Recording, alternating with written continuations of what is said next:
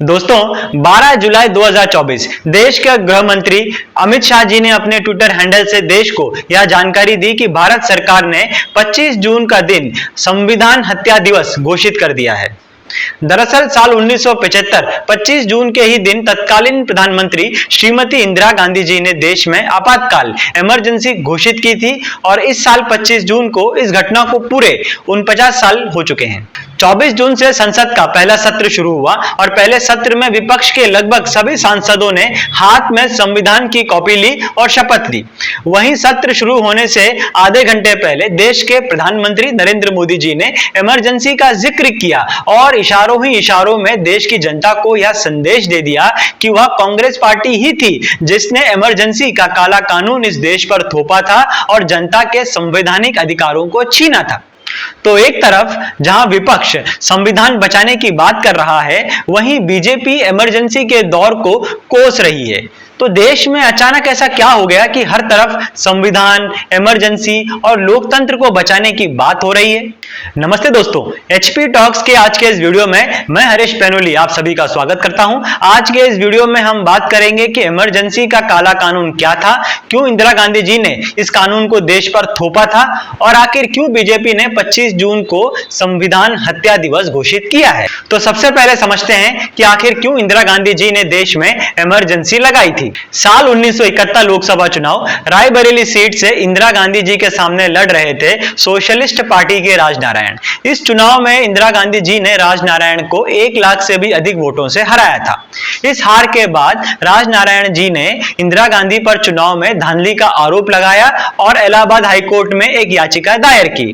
12 जून 1975 को इलाहाबाद हाईकोर्ट का फैसला आया। इंदिरा गांधी जी दोषी पाई गई। कोर्ट ने उनकी जीत को निरस्त कर दिया और 6 साल तक चुनाव लड़ने से उन्हें रोक दिया। हाई कोर्ट के इस फैसले के बाद इंदिरा गांधी जी सुप्रीम कोर्ट में गई और जहां सुप्रीम कोर्ट ने हाई कोर्ट के फैसले में थोड़ी रियायत बरती और इंदिरा गांधी जी को उनके पद पर बने रहने की अनुमति दे दी। सुप्रीम कोर्ट के फैसले के बाद इंदिरा गांधी जी ने देश में आपातकाल जैसे हालात होने की शंका जताई और देश में इमरजेंसी घोषित कर दी। अब समझते हैं कि इमरजेंसी का कानून क्या है और किन हालातों में लगाया जा सकता है। इमरजेंसी को हिंदी में आपातकाल कहते हैं। आपातकाल सरकार देश में तब घोषित करती है जब देश में असामान्य स्थितियां पैदा हो जाती हैं, ऐसी चुनौतियां पैदा हो जाती हैं कि स्थिति सरकार के नियंत्रण से बाहर हो जाए। जब सरकार देश में आपातकाल घोषित करती है तो जनता के अधिकार कम हो जाते हैं। राज्य सरकारों के अधिकार भी केंद्र सरकार अपने हाथ में ले लेती है। नियम और कड़े हो जाते हैं और आजादी पर बंधन हो जाता है। मीडिया की आजादी पर सरकार पाबंदी लगा देती है। अखबारों में क्या छापा जाएगा, क्या लिखा जाएगा, यह सरकारें तय करती हैं। सत्ता और ताकतवर और जनता के अधिकार ना के बराबर हो जाते हैं। दोस्तों, हमारे संविधान के अनुसार देश में 3 तरह की इमरजेंसी लगाई जा सकती हैं: नेशनल इमरजेंसी, स्टेट इमरजेंसी और फाइनेंशियल इमरजेंसी।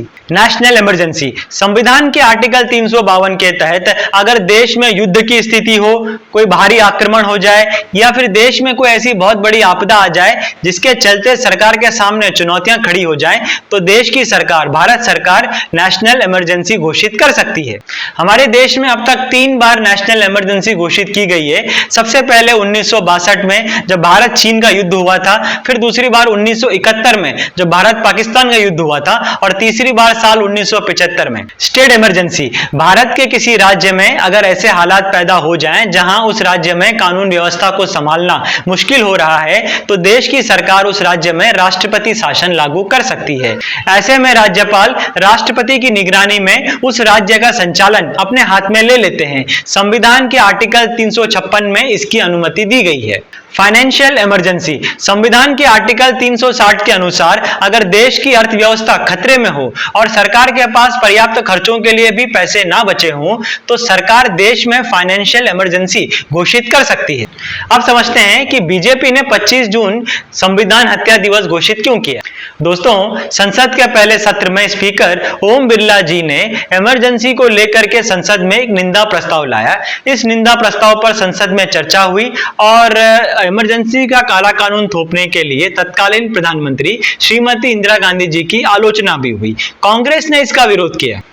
दरअसल लोकसभा चुनाव के दौरान बीजेपी ने 400 पार का नारा दिया। विपक्ष ने मुद्दा बनाया कि 400 सीटें जीत करके बीजेपी संविधान में बदलाव करना चाहती है और एससी, एसटी और ओबीसी समाज के बीच खास करके विपक्ष के इस मुद्दे को समर्थन मिला और बीजेपी को चुनाव में इसका खामियाजा भुगतना पड़ा, जिसका परिणाम यह हुआ कि लोकसभा में बीजेपी की सीटें कम हुई और विपक्ष संसद में और मजबूत हो गया। इन आंकड़ों से उत्साहित होकर के संसद के पहले सत्र में विपक्ष ने संविधान बचाओ का नारा दिया और संविधान की कॉपी को हाथ में लेकर के शपथ ली। विपक्ष के इस दांव को काटने के लिए बीजेपी ने संसद में इमरजेंसी के ऊपर निंदा प्रस्ताव लाया, इस पर चर्चा करवाई। दरअसल इमरजेंसी के दौरान कई समाजवादी नेता जबरदस्ती जेल में डाल दिए गए थे। इमरजेंसी के निंदा प्रस्ताव पर चर्चा के दौरान बीजेपी यह चाहती थी कि विपक्ष के खेमे में बैठे समाजवादी नेता इस प्रस्ताव का समर्थन करें और इमरजेंसी की निंदा करें, ताकि विपक्ष के बीच में पड़ रही यह दरार संसद के पटल से देश को साफ साफ दिखाई दे। अब बीजेपी इस मुद्दे को और हवा देना चाहती है और 25 जून को संविधान हत्या दिवस घोषित कर वह जनता को यह संदेश देना चाहती है कि वास्तव में कांग्रेस पार्टी है जिसने देश में लोगों के संवैधानिक अधिकारों पर प्रहार किया था और लोकतंत्र को कमजोर किया था। तो दोस्तों, संविधान खतरे में है और लोकतंत्र को बचाना है, यह कुछ ऐसे नारे हैं जो लगभग हर सरकार में लगाए जाते हैं। जो विपक्षी पार्टी इन नारों के बलबूते जनता का विश्वास जीत लेती है और कल सत्ता में आ जाती है, वह भी जनता के अधिकारों को और लोकतांत्रिक मूल्यों को कमजोर ही करती है। जो कांग्रेस पार्टी आज संविधान को बचाने की बात कर रही है, आजाद भारत के इतिहास में लोकतंत्र पर और संविधान पर सबसे भीषण प्रहार इमरजेंसी के रूप में उसी पार्टी ने किया था। वहीं अगर बीजेपी वास्तव में इमरजेंसी कानून का विरोध करना चाहती तो वह संविधान में से इमरजेंसी कानून के प्रावधान को ही हटाने पर जोर देती, क्योंकि 25 जून को संविधान हत्या दिवस घोषित करके राजनीतिक फायदा हुआ तो हुआ, अन्यथा देश को तो कोई फायदा होने वाला नहीं है। दोस्तों, अगर आप चाहते हैं कि हम 1975 में लगाई हुई इमरजेंसी पर एक पूरा वीडियो बनाएं तो नीचे कमेंट बॉक्स में लिख करके हमें अपनी राय जरूर दें। और अगर आपको आज का यह वीडियो पसंद आया तो हमें लाइक, सब्सक्राइब और शेयर जरूर कीजिएगा। धन्यवाद।